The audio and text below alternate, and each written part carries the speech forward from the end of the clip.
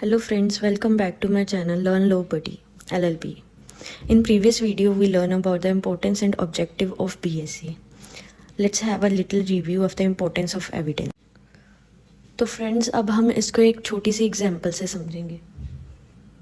Let's suppose ए के घर में चोरी हुई है और वो क्या करेगा. सबसे पहले वो FIR करवाएगा पुलिस स्टेशन में जाके. पुलिस स्टेशन में FIR कराने के बाद पुलिस जो है वो रिपोर्ट सबमिट करेगी कोर्ट में. कब करेगी वो रिपोर्ट सबमिट? कोर्ट में इन्वेस्टिगेशन करने के बाद. जब पुलिस अपनी सारी इन्वेस्टिगेशन पूरी कर लेगी उसके बाद वो कोर्ट में अपनी रिपोर्ट सबमिट करेगी. रिपोर्ट सबमिट करने के बाद आती है स्टेज इंक्वायरी की. इंक्वायरी कौन करवाता है? कोर्ट. कोर्ट कैसे करवाता है? वो अपना जुडिशियल माइंड जो है उसको अप्लाई करता है. उसके बाद वो इंक्वायरी करवाता है. इंक्वायरी करवाने के बाद चार्ज फ्रेम होते हैं. चार्ज फ्रेम होने के बाद ट्रायल जो है वो बिगिन हो जाता है. ट्रायल शुरू होने के बाद क्या होता है? दोनों पार्टीज को एविडेंस देने पड़ते हैं. एविडेंस देने के बाद क्या होता है? एविडेंस देने के बाद जो कोर्ट होती है वो अपना डिसीजन सुनाती है. किसके बेस पे? एविडेंस के बेस पे. और इसी से पता चलता है कि एविडेंस जो है वो बहुत इंपॉर्टेंट रोल प्ले करता है. अब देखा जाए तो ये ट्रायल की स्टेज होती है ना जो, वो कब खत्म होती है? जजमेंट पे आके. जब कोर्ट जजमेंट दे देती है तब सारा केस ही खत्म हो जाता है और ट्रायल की स्टेज भी खत्म हो जाती है. अब हम देखते हैं कि हमने आज की क्लास में क्या करना है. आज की क्लास में हम पढ़ेंगे कि जो नए लोग आए हैं उनको लाने की क्या ज़रूरत थी, क्या नीड पड़ गई हमें उसको लाने की. अब देखा जाए तो जो इंडियन एविडेंस एक्ट है 1872 में इनेक्टेड हुआ था और ये ब्रिटिशर्स ने बनाया था ब्रिटिश इरा में. ठीक है, ऑलमोस्ट 7 डिकेड्स पास्ट अवे. ये इतना पुराना है कि सोसाइटी की नीड्स, क्राइम्स में चेंजेस, क्रिमिनल्स का माइंडसेट सब चेंज हो गया है, जिसकी वजह से हमें भी अपने लॉज में चेंजेस लाने की ज़रूरत पड़ गई. अब हम देखते हैं कि जो क्राइम है उसकी नेचर में भी चेंज आ चुका है. हीनियस क्राइम्स होने लगे हैं अभी. अब एग्जाम्पल ले लो, रिसेंटली कोलकाता में जो हुआ है डॉक्टर केस, उसमें कितना हीनियस क्राइम है. पहले ऐसे क्राइम होते थे जब जी IPC बना था? नहीं होते थे ना. अब इसके नेचर में भी चेंज आ गया है. प्रोसीजर भी इसका चेंज हो चुका है क्योंकि अब टेक्नोलॉजी में भी एडवांसमेंट आ गया है. जैसे टेक्नोलॉजी में एडवांसमेंट आया उसके साथ साइबर क्राइम्स भी बढ़ गए. पहले साइबर क्राइम नाम की कोई चीज़ ही नहीं होती थी, अब साइबर क्राइम्स भी बढ़ गए. इसके लिए क्राइम्स में भी चेंज आने लगा, क्राइम्स बढ़ने लगे. क्रिमिनल का माइंडसेट जो है वो चेंज होने लगा. इन सभी को देखते हुए हमें चेंजेस लाने पड़े अपने क्रिमिनल लॉ में. नेक्स्ट अब देखा जाए तो ये जो लॉ होते हैं इसको लिखने की क्या ज़रूरत होती है? नॉलेज के लिए, यूनिफॉर्मिटी के लिए, सर्टेनिटी के लिए. अब हम देखते हैं तो क्या क्या फैक्टर्स थे जो डिपेंड करते हैं कि इसको लिखने की ज़रूरत है लॉ को. पहला हो गया नॉलेज, दूसरा हो गया यूनिफॉर्मिटी, तीसरा हो गया सर्टेनिटी. अब देखो तो जैसे हमारे लॉज हैं जनरल पब्लिक को ऐसे पता नहीं होता. जैसे चाइल्ड के रिलेटेड भी लॉज हैं कोई भी, तो वो चाइल्ड को थोड़ी पता होगा. वो लॉज लिखे हुए होंगे तो उनको पता चलेगा कि हमारे लिए ये लॉज बने हुए हैं. तो इसके लिए नॉलेज होनी बहुत ज़रूरी है. यूनिफॉर्मिटी और सर्टेनिटी में आ जाता है कि कोई भी क्राइम हुआ है उसमें एक्यूज्ड जो है उसको फेयर ट्रायल मिलना चाहिए और जो विक्टिम है उसको फेयर कंपनसेशन मिलना चाहिए। मेन मोटिव ही क्या है कि जस्टिस अच्छे से डिलीवर होनी चाहिए। इसके लिए हमें लॉज लिखने पड़ते हैं। फेयर ट्रायल जो है इसका तो आर्टिकल 21 में भी दिया गया हुआ है। नेक्स्ट जो इम्पोर्टेंट चीज़ है वो है कि बीएसए जो है वो एडजेक्टिव लॉ है और प्रोस्पेक्टिव इन नेचर है। ये मैं आपको बताती हूँ कि एडजेक्टिव, सब्सटैंटिव लॉ और प्रोसीजरल लॉ क्या होते हैं। एडजेक्टिव को समझने के लिए हमें सब्सटैंटिव लॉ और प्रोसीजरल लॉ भी समझना पड़ेगा, फिर ही हमें एडजेक्टिव लॉ का पता चलेगा। अब देखा जाए तो जो भी प्रीलिम्स में हमें पूछ सकते हैं कि बीएसए कौन सा लॉ है। अगर तो ऑप्शन में हमें एडजेक्टिव लॉ दिया गया हुआ है तो वो एडजेक्टिव लॉ पे ही टिक करेंगे। अगर नहीं दिया गया हुआ तो हम प्रोसीजरल लॉ पे क्लिक करेंगे। अगर एडजेक्टिव होगा तो एडजेक्टिव, अगर नहीं होगा तो प्रोसीजरल में आएगा। अब देखते हैं हम सब्सटैंटिव लॉ क्या होता है। सब्सटैंटिव लॉ वो होता है जो कि राइट्स एंड लायबिलिटीज को डिफाइन करता है। एग्जाम्पल क्या लेंगे हम, आईपीसी, कॉन्ट्रैक्ट, एचएमए एक्सेट्रा। अब आईपीसी ही ले ले। आईपीसी में कोई भी क्राइम दिया गया हुआ है, उसमें बताया गया हुआ है कि किसी भी क्राइम में क्या राइट्स हैं और क्या लायबिलिटीज हैं। और प्रोसीजरल लॉ देखें, प्रोसीजरल लॉ क्या होता है, जो ये सब्सटैंटिव लॉ में राइट्स और लायबिलिटीज होती है ना, इनका आगे प्रोसीजर कि कोई भी क्राइम हुआ है, जैसे एग्जांपल ले लो मर्डर हुआ है ए का, तो वो पता लगाने के लिए या उसको रजिस्टर करने के लिए जो भी प्रोसीजर होगा वो सभी किस में दिया गया हुआ है, सीआरपीसी हो गया, उसके अकॉर्डिंग ही चला जाएगा। और अगर हम सिविल नेचर लें तो सिविल में सीपीसी आ जाता है, सीआरपीसी और एविडेंस भी है। ठीक है, ऐसे ही ये सब्सटैंटिव लॉ है और प्रोसीजरल लॉ है। अब हम देखें कि एडजेक्टिव लॉ क्या होता है। एडजेक्टिव लॉ ना तो सब्सटैंटिव लॉ होता है और ना ही प्रोसीजरल लॉ होता है। ये क्या करता है,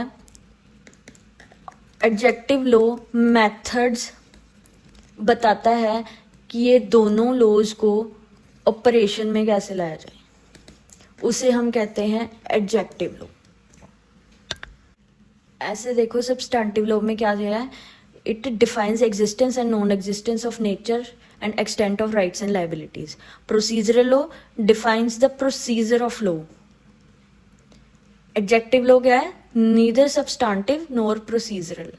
डिफाइन क्या करता है, methods to operationalize substantive and procedural law. Okay, next अब हम देखते हैं कि प्रोविजंस जो इस एक्ट में डिलीट की गई हुई हैं, इंसर्ट किए, जो भी चेंजेस किए गए हैं उसके बारे में हम देखेंगे। जो प्रोविजंस डिलीट और अपील की गई हैं इसमें से वो है सेक्शन 3J एविडेंस एक्ट का, उसमें इंडिया जो है वो रिपील किया गया है। सेक्शन 82 रिपील किया गया है। ये क्या है, presumption as to document admissible in England without proof of seal और signature. Section 88 presumption as to telegraphic messages. Section 113 proof of cession of territory. Section 166 power of jury और असेसर्स टू पुट क्वेश्चंस। ये सब भी Britishers के period में बनाए गए थे, इसलिए अब इसका कोई काम नहीं है, इसलिए ये सारे रिपील किए गए हैं। नेक्स्ट आ गए हम जो चेंजेस इसमें की गई हैं। पहली आ गई टेरिटोरियल एप्लीकेशन ऑफ बीएसए। जो इंडियन एविडेंस एक्ट का सेक्शन 1 था उसमें क्या दिया गया हुआ था कि इसकी एप्लीकेशन जो है वो इंटायर टेरिटरी ऑफ इंडिया को कवर करती है, पर भारतीय शिक्षा अधिनियम में ये प्रोविजन लैक कर रही है। इसमें क्या दिया गया हुआ है कि ये इंडिया के बाहर भी जो एविडेंस है ना उसकी भी एडमिसिबिलिटी जो है वो इसमें दी गई हुई है कि वो भी एडमिसिबल होंगे। फॉर एग्जाम्पल, जैसे कोई भी एविडेंस है डिजिटली रिकॉर्ड किया गया है जो कि इंडिया के बाहर किया गया हुआ है, एविडेंस आउटसाइड इंडिया, वो भी क्या होगा, एडमिसिबल होगा। इसमें ये चेंज किया गया है इसमें। नेक्स्ट हम देखते हैं सेकंड, डॉक्यूमेंट में चेंज आया। सेक्शन 2D बीएसए में दिया गया हुआ है और सेक्शन 3E इंडियन एविडेंस में डॉक्यूमेंट की डेफिनेशन थी। अब इसमें क्या चेंज आया, डॉक्यूमेंट की डेफिनेशन में उन्होंने सिर्फ इलेक्ट्रॉनिक रिकॉर्ड्स को ऐड किया है कि जो भी इलेक्ट्रॉनिक और डिजिटल रिकॉर्ड्स होंगे वो डॉक्यूमेंट की डेफिनेशन में इंक्लूड होंगे। नेक्स्ट आ जाते हैं हम डॉक्यूमेंट्री एविडेंस। एविडेंस कितने टाइप के होते हैं, 2 टाइप के होते हैं, डॉक्यूमेंट्री एविडेंस और ओरल एविडेंस, सेकेंडरी एविडेंस भी होते हैं। अब देखा जाए तो इंडियन एविडेंस एक्ट में जो डॉक्यूमेंट है उसमें क्या क्या आता था, राइटिंग में कुछ है, मैप्स हो गए, कैरिकेचर्स हो गए, जैसे कार्टून्स वगैरह हो गए, मीम्स बनते हैं ना उसको बोलते हैं। बीएसए में क्या ऐड किया गया इनके साथ, इलेक्ट्रॉनिक रिकॉर्ड्स भी। ये सभी जो भी डॉक्यूमेंट्स इलेक्ट्रॉनिक फॉर्म में भी हो गए वो भी एडमिसिबल ही होंगे। डॉक्यूमेंट्री एविडेंस में प्राइमरी और सेकेंडरी एविडेंस आता है, ठीक है। प्राइमरी एविडेंस में क्या होता है, ओरिजिनल डॉक्यूमेंट्स होते हैं प्राइमरी एविडेंस और उसका पार्ट होता है, जैसे हो गया इलेक्ट्रॉनिक रिकॉर्ड्स, वीडियो रिकॉर्डिंग्स, ठीक है। सेकेंडरी एविडेंस क्या होता है, डॉक्यूमेंट्स जो कि ओरल अकाउंट्स, डॉक्यूमेंट्स और ओरल अकाउंट्स जो कि प्रूव करते हैं ओरिजिनल का कॉन्टेक्ट, उसे हम सेकेंडरी एविडेंस बोलते हैं। अब इसमें यही बताया गया कि प्राइमरी एविडेंस और सेकेंडरी एविडेंस दोनों में इलेक्ट्रॉनिक रिकॉर्डिंग्स भी एडमिसिबल होंगी। नेक्स्ट आ जाते हैं हम ओरल एविडेंस पे। ओरल एविडेंस क्या है, स्टेटमेंट्स जो कि कोर्ट के आगे की गई हैं विटनेस के द्वारा फैक्ट्स के रिलेटेड इंक्वायरी में, उसे बोलते हैं ओरल एविडेंस, ठीक है। और बीएसए में क्या, ओरल एविडेंस जो भी है ना वो इलेक्ट्रॉनिकली भी दे सकते हैं। ये सिर्फ यही है कि कोर्ट परमिट करता है विटनेसेस को और एक्यूज्ड पर्सन को कि वो टेस्टिफाई कर सकते हैं थ्रू इलेक्ट्रॉनिक मीन्स, ठीक है। नेक्स्ट आ गया एडमिसिबिलिटी ऑफ इलेक्ट्रॉनिक और digital records as evidence. Same वही है कि इलेक्ट्रॉनिक रिकॉर्ड्स और डिजिटली रिकॉर्ड्स जो हैं वो ऐड किए गए एज एविडेंस, और कुछ नहीं दिया गया इसमें। रिकॉर्ड इसमें भी यही दिया गया है कि डॉक्यूमेंट्री एविडेंस जो भी इंफॉर्मेशन इलेक्ट्रॉनिक रिकॉर्ड में है, चाहे प्रिंटेड है, चाहे वो मैग्नेटिक मीडिया और ऑप्टिकल में स्टोर की गई हुई है, कंप्यूटर में जो भी है इलेक्ट्रॉनिक और डिजिटल रिकॉर्ड, उसकी सेम लीगल वैल्यू और इफेक्ट होगा जो पेपर रिकॉर्ड्स का होता है। और इसमें क्या आ जाता है, email, server log, smartphones, locational evidence, voice mails etcetera, ये सभी इसमें कवर होते हैं। नेक्स्ट हम आ जाते हैं सेकेंडरी एविडेंस पे। सेकेंडरी एविडेंस क्या होता है, अभी आपको ऊपर बताया कि जो प्राइमरी एविडेंस को प्रूव करता है, उसके कंटेंट्स को प्रूव करता है, उसको सेकेंडरी एविडेंस बोलते हैं। सेकेंडरी एविडेंस कई उस कंडीशंस में रिक्वायर किया जाता है जिसमें जो ओरिजिनल होता है ना वो उस पर्सन की पोजेशन में होता है जिसके अगेंस्ट हमने डॉक्यूमेंट को प्रूव करना होता है, जहाँ फिर वो डिस्ट्रॉय हो चुका है। उस सिचुएशन में हमारा सेकेंडरी एविडेंस काम में आता है। जैसे आप ले लो कि किसी ने एक विल बनाई है, जैसे एक फादर ने अपने सन के नाम पे विल बनाई है, और उसमें क्या होगा कि जो विल है वो दूसरे सन के पास है। जैसे आपको बताती हूँ, अब ये देखो, ए जो है वो फादर है, बी और सी क्या है, उसके सन्स। फादर ने जो विल बनाई वो किसके हक में बनाई, बी के हक में, और वो जो विल है वो सी ने क्या किया, अपने पास रख ली। Keep will illegally. ओके, अब इसमें हम क्या देखेंगे कि बी ने सी के अगेंस्ट केस फाइल किया, फादर की डेथ हो चुकी है। अब इसमें देखा जाए तो सी जो है उसके पास विल है, जहां तो उसके पोजेशन में है या फिर वो डिस्ट्रॉय कर दिया उसने। तो बी क्या कर सकता है, उस विल की कॉपी लेके उसको कोर्ट में प्रोड्यूस कर सकता है,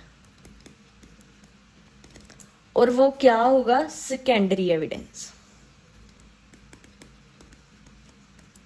ठीक है, इसी तरह जो सेकेंडरी एविडेंस है वो कोर्ट में प्रोड्यूस किए जाते हैं और एडमिसिबल होते हैं।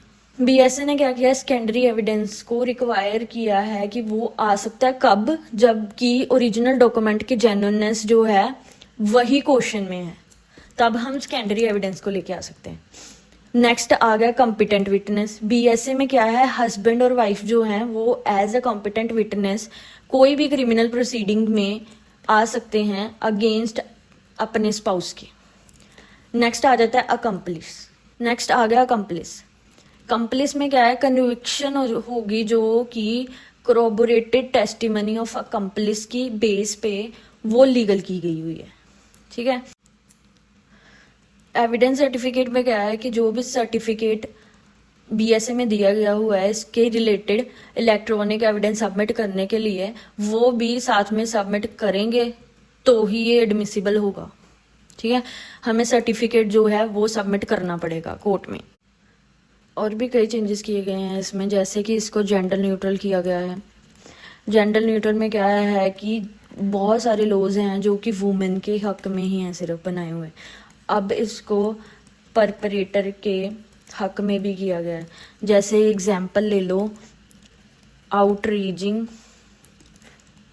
मोडेस्टी ऑफ अ वुमेन, ये सिर्फ वुमेन के लिए ही लॉ बनाया गया था पहले, पर अब ये परपरेटर के व्यू से भी है। आगे और भी चेंजेस हैं, जैसे कि जस्टिस जो है वो डिलीवर होगा कितने टाइम पीरियड में, विद इन 3 years। कोई भी केस आया है उसको डिसॉल्व करना ही होगा 3 years में, जस्टिस डिलीवर करना ही होगा। चार्जशीट को ले लो तो चार्जशीट फाइल करने का टाइम पीरियड क्या हो गया है, विद इन 180 days। ये सारा यही है कि मेन मोटिव इसका यही है कि ये अननेसेसरी डिले को अवॉइड करने के लिए बनाए गए हैं सारे रूल्स। इसका यही मेन पर्सपेक्टिव है कि हमें जो पिछले लॉज थे उसमें चेंजेस किए गए हैं कि आगे हम जस्टिस जल्दी डिलीवर कर सकें, फेयर ट्रायल हो सके, सभी को जस्टिस मिल सके, यही है इसका। इस वीडियो की पीडीएफ का लिंक डिस्क्रिप्शन बॉक्स में मेंशन है, आप वहां से डाउनलोड कर सकते हैं। अगर वीडियो अच्छी लगी तो लाइक कमेंट शेयर कर देना एंड चैनल को सब्सक्राइब जरूर करना। अगली वीडियो की नोटिफिकेशन के लिए बेल आइकन पर क्लिक करना मत भूलना। Thank you.